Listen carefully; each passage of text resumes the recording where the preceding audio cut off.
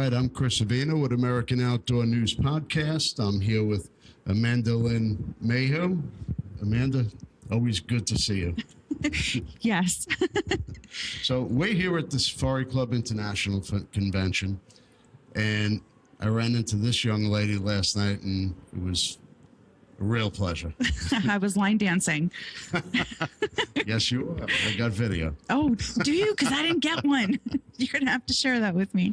So, what do you do? Why do you come to Safari Club International? Safari Club International is really important to me because of everything they do for hunters. So when I first started coming to the show 4 years ago, I came to speak as a seminar speaker talking about the Take Me Hunting program that I have and connecting with friends, and I love this show. It's probably my favorite show. Well, there really are a lot of components to Amanda Lynn. Yes. There's a lot more to than meets the eye. I mean, you're a public speaker. You have a TV show. You have an award ceremony you give every year. Yep. Let's start with your TV show.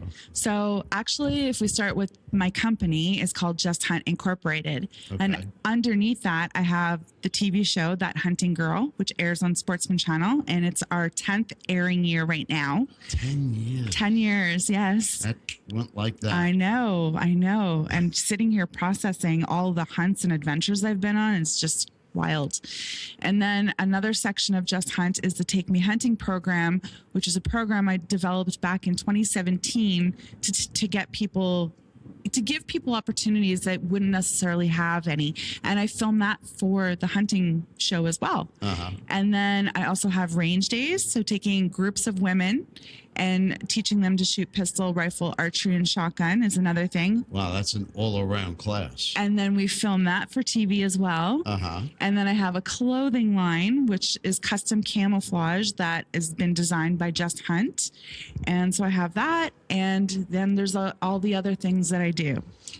Well, let's take a giant step back. Okay, you grew up in Canada. Yes. How did you start hunting? With my dad from just little. Just tagging along? Just tagging along, yeah. The progression went, and how old were you when you took your first animal? Oh, I don't even know. Young? I was young. Wow. And it was a bird, so it was a grouse. Okay. And then I graduated from birds to bears.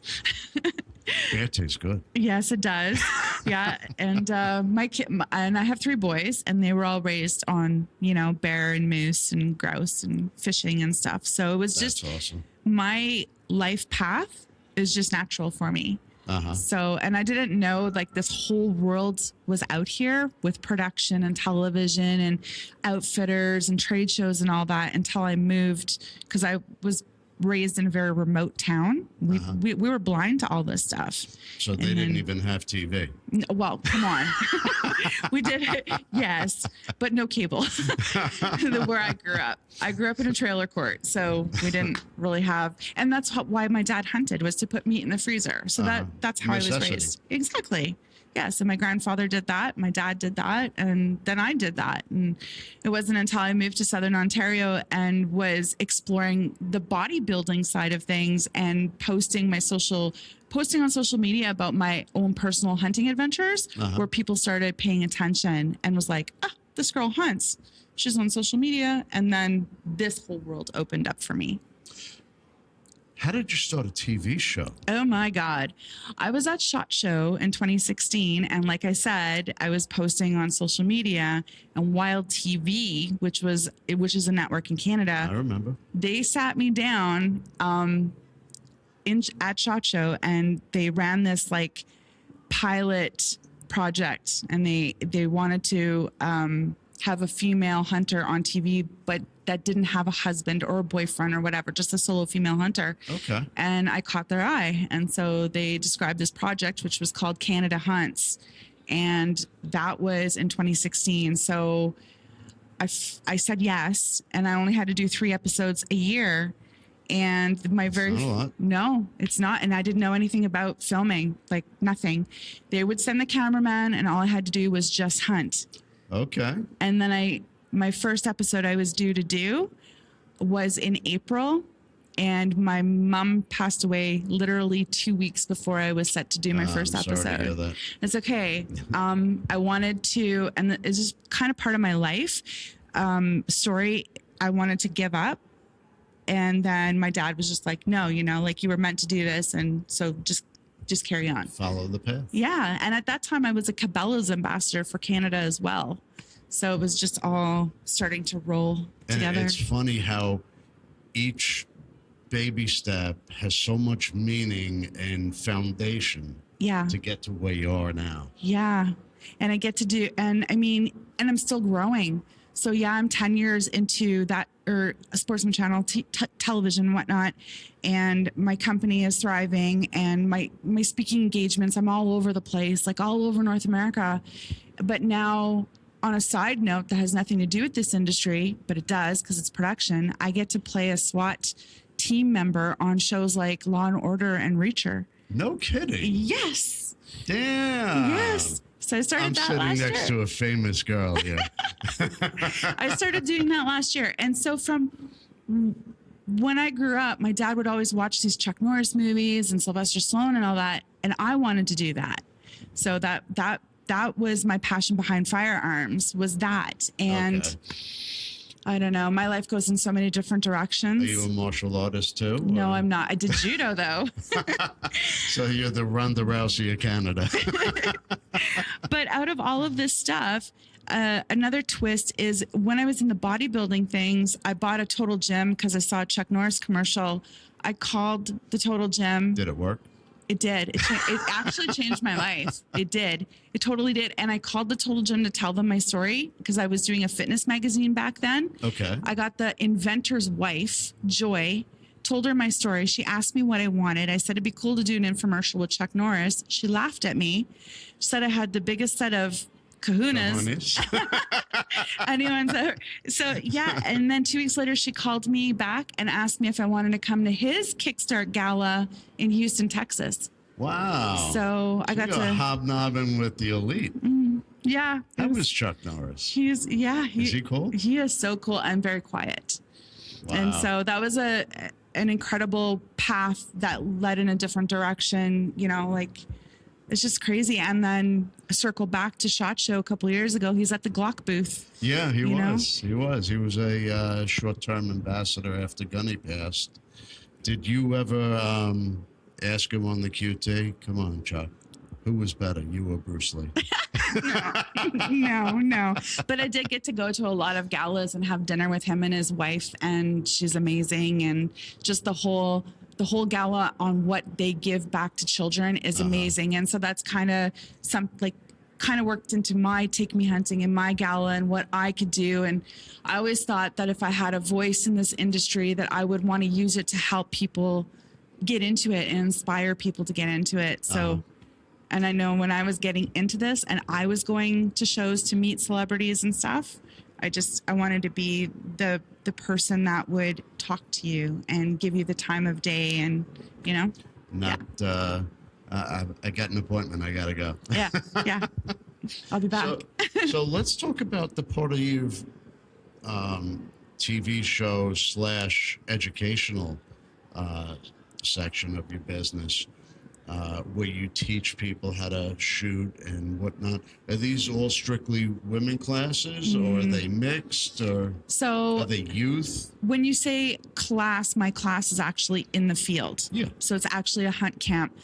The range days are designed specifically for women, but I have had some co-eds, and I have done some mom and daughters and father and son range days. That's nice. Which is pretty cool.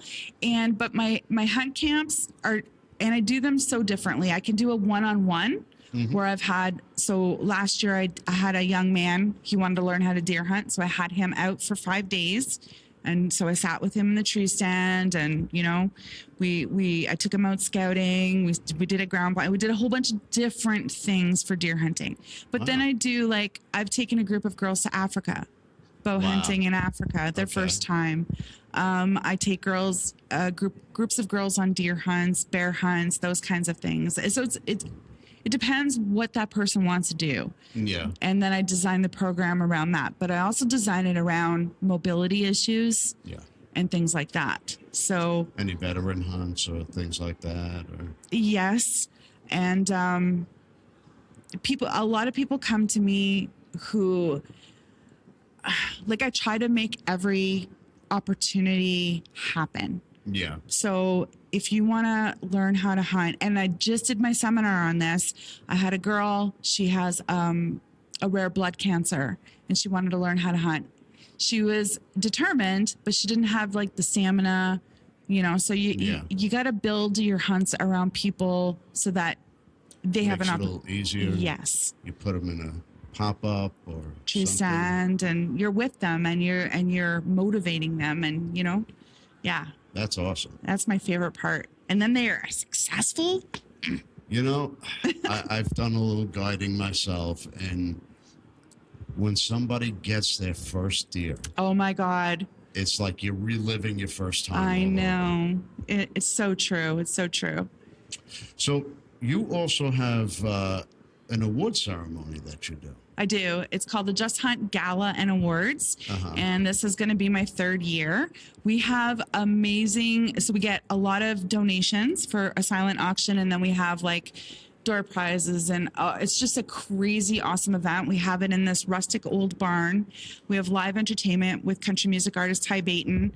This year we have celebrity chefs Craig Baxter and Antonio Maleka, Canadian celebrity chefs who cook for like Lenny Kravitz and Kiefer Sutherland and those kinds of people, Eva Longoria. Oh, wow. And I provide most of the meat from my harvest from the year before. Uh-huh. So, and it's all for the Take Me Hunting fundraiser. And this year we have autographed Western hats from Chuck Norris Great. and Jim Shockey. All right. So I know you were on shock therapy as well. yes. Oh my God. That was a whole other story. It was a great event. But yeah, we have people come from Wisconsin, Ohio, Alberta, everywhere to this little small town in Ontario to spend this evening together, dressed up. That's Beautiful great. gala. Yeah. And I give away awards recognizing those who are stepping into the outdoors. So apprentice hunters, courageous hunters, angler of the year. I love it. I love it. Wow. Mm-hmm. Wow. You're not just an outdoor personality. You're so involved behind the scenes Yeah. that gives so much more back to the community. I try. And that's what I've always driven to do, whether it's the storytelling in my show Uh-huh. or empowering women at at other people's events. Anything that I can do to help, I do. I try my hardest. That's awesome. Thank you. Because if we don't, the next generation don't happen. And that's the thing. Kids are the future. Yep. And I involve children as much as I can. My own children, my grandbaby girl, Chloe, has Yeah. been turkey hunting with me since she was 2. Wow. And she's 6, and she calls turkeys better than most adults. So yes. And if we introduce the women and the children, then this community continues to expand and grow. Sure.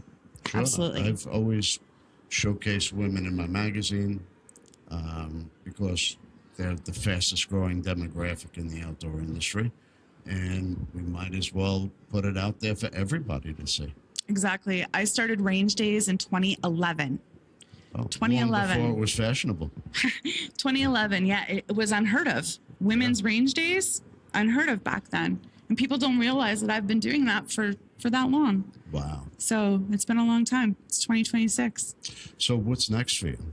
What does this year have in store? This year, hopefully more specialized skills expert background acting on mainstream television. I have so much fun with that. Yeah. I actually am going to the Dixie Deer Classic next week in North Carolina. Okay. Haven't been to that show before, so that'll be Wow. fun. And in Saskatchewan, I'll have a lot of seminars in the next couple of months from coast to coast. Uh-huh. And I have Africa again this year. Wow.